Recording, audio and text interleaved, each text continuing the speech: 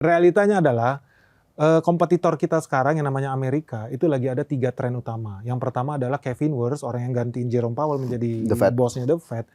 Kemarin orang berharap dia menjalankan agendanya Donald Trump ngurungin suku bunga kredit.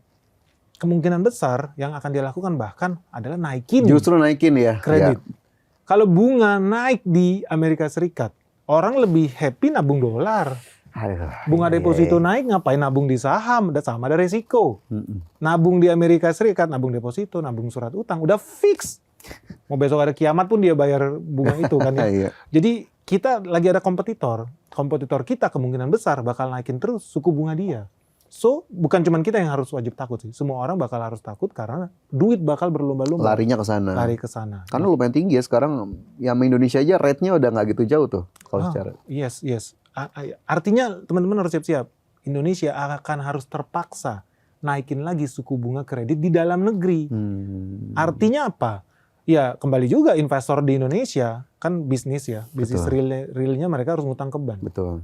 Harus bayar bunga ke bank. Bebannya jadi lebih tinggi. Artinya profitnya bisa jadi minus. Investor yang aware akan hal ini bisa jadi check out. Mereka akan taruh ke yang lebih safe. Ya udah kalau gitu gua nabung juga. Gitu loh. Nah ini kompetitor kita yang paling besar dan kemungkinan besar itu yang akan terjadi. Amerika Serikat akan naikin suku bunga dia. Nah yang kedua, udah Amerika Serikat narik duit-duit masuk ke negara dia. Yang kedua, dialah ibu kota AI planet bumi sekarang dan ini yang lagi dipompa naik. Indonesia tidak punya perusahaan AI. Betul. Indonesia tidak punya perusahaan semiconductor. So yang terjadi adalah teman-teman makin banyak perusahaan-perusahaan AI bentar lagi by the way mau IPO ChatGPT, Cloud mau IPO, Anthropic tuh tambah banyak duit bakal pindah ke sana. Yang sebelumnya kita berharap orang Jepang nanti invest ke ISG gitu kan ya. Orang dari Jerman, orang dari Cina. No, mereka akan follow the money. Karena mereka melihatnya Melihat langsung itu trennya adalah AI, kita nggak ada AI ya mereka akan ke download semua di sana. Dan itu bisa jadi tercipta the next bubble. Tahun 2000 bubble.com. Teman-teman akan saksikan bubble AI. Ketika itu semua terjadi. Apakah trennya bakal segera terjadi? I think in the next 2 or 3 years. Kita akan bubble di sana. Terus ke pasar kita jadinya seberapa signifikan tuh Mas?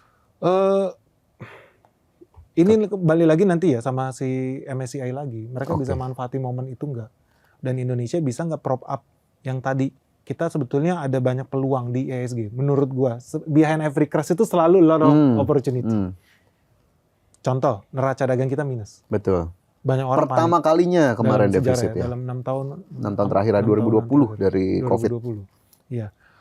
Kabar baik atau kabar buruk? Tergantung dari sudut mana sebagai investor. Kita nggak bisa bilang itu hal jelek karena berdasarkan 1 bulan minus. Ya. Kita kan harus lihat kinerja perusahaan pun dihitung 1 tahun gitu. And that's to be expected. Kenapa? Simpel aja. Let's say kita terbiasa ekspor 1 ton sawit. Dulu nilainya $1 15.000. Oke ya.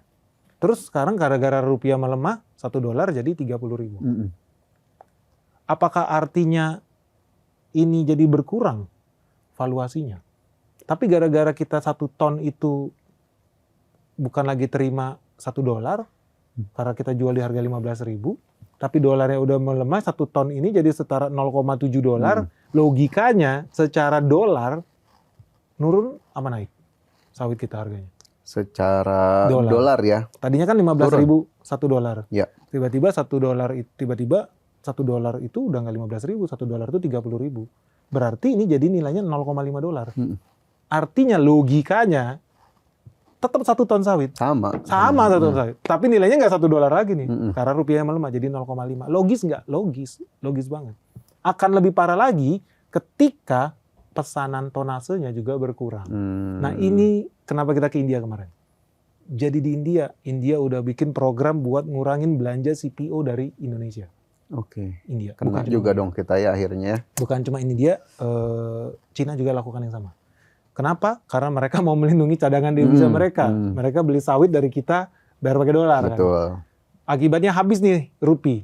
Kita merasa Indonesia paling dizolimin sama dolar. Kagak. India lebih nyungsep lagi nih dibanding rupiah terhadap dolar. Sampai bikin program proteksionisme versi dia ya. Betul. Salah satunya yang kena ya sawit kita. Nah, ini menekan nggak sektor kita? Iya. Tapi again, namanya dunia investasi. Ada yang diuntungkan, ada yang dirugikan. Karena pada saat yang sama pemerintah juga bikin program-program B50. Ya. Pemerintah juga bikin ada program nanti etanol 5, etanol 10 gitu. Ya teman-teman yang bisa lihat ini bisa lihat, oh itu creating a new opportunity. Oke. Gitu sih. Ada opportunity selalu di saat terburuk pun gitu ya. Yes. Ini Mas Ben udah ngasih alert lah teman-teman bagaimana kemudian kondisi ke depannya, apalagi kemudian di pasar-pasar maju seperti Amerika tadi ada kondisi-kondisi demikian. Nah kalau ngelihat kondisi sekarang gitu ya, untuk teman-teman di luar sana strategi yang paling apa ya bisa disarankan paling oke lah, apakah ya udah beli bertahap atau jadi wait and see juga ikut tadi seperti MSCI dan investor luar. Ya, kalau follow kita di YouTube ya, kita udah dari akhir tahun 2025 bilang lu harus hold cash. Kita lebih dari 70% cash, hold cash. Terus apa yang dilakukan sekarang kita belanja bertahap. Jadi kita belanja bertahap, tetap jangan pernah all in di satu saham. Saran gua tidak boleh lu all in di satu saham. Kalau mau belanja bertahap sampai ada kejelasan nih dari si MSCI ini. Gimana permainan politiknya mereka lah buat bikin negara berkembang ini jadi budaknya mereka. Kita ikutin aja permainan mereka gimana. Tapi again, kita tidak pernah takut dengan namanya market karena tadi yang namanya crash itu create opportunity. Justru ini momen di mana orang-orang pada belanja murah. Dan gue udah lihat kok dari kemarin banyak investor Singapura, banyak investor dari Amerika, diem-diem dia belanja. Ya, kita tahulah permainannya. Ya. Boleh di-spill dikit nggak, Mas? Yang jadi lirikan mereka tuh apa tuh? Ada mungkin nggak mesti spesifik banget, tapi bisa digambarkan mungkin teman-teman nanti cari sendiri. Aduh, gimana ya? Jadi kalau kalau lihat ada sempat di-mention di perjanjian dagang antara Amerika Serikat dengan Indonesia yang sempat dibatalkan sama Mahkamah Agungnya Amerika.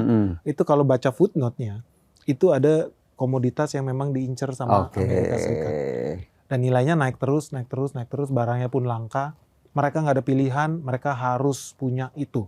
Kenapa? Ingat, yang namanya AI itu butuh energi listrik. Oke, tapi investor AI juga nggak mau pakai energi yang kotor. Artinya, mereka harus pakai energi yang bersih. Energi yang bersih dapat dari mana? Dari matahari mungkin. EBT mungkin dari air. Yang nggak bisa matahari ini nyala 24 jam. Masa abis itu mati lampu servernya? Bro, sorry hari ini mati lampu dulu nih soalnya matahari udah padam. Nggak mungkin dong. Artinya mereka harus bikin storage. So that's why they have to acquire it. Jadi pelan-pelan di belakang mereka pada belanja nih di Indonesia nih.